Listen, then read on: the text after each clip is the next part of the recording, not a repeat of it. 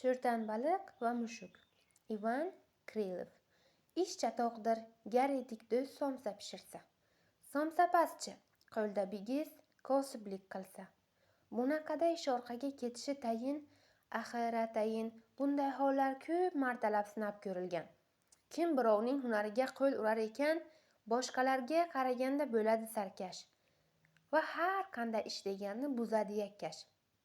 Bilmaganni bilganlardan so'rash o'rniga, behudaga u hammaga qolar kulguga. O'tkir tishli cho'rtan baliq qildiki orzu, mushuklarning hunarini egallasa u. Ishqilib bu mushukvoydan qildi iltimos, o'zing bilan olib ket deb sichqon oviga. Qo'ysangchi, bilasanmi bu ishni biroz, der mushuk unga.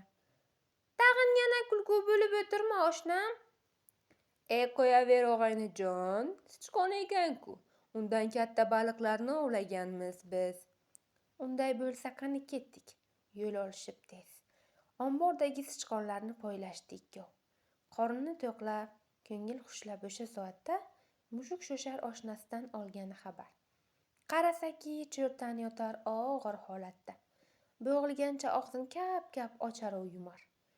Jo'rasining ahvolini mushuk ko'rarkan, behush holda uni yana hovuzga surar.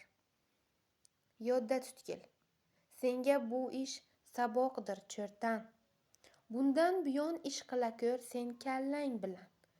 To'g'ri kelmas ekan senga sichqon ovlamoq. Har hunarning o'z siri bor, buni anglab boq.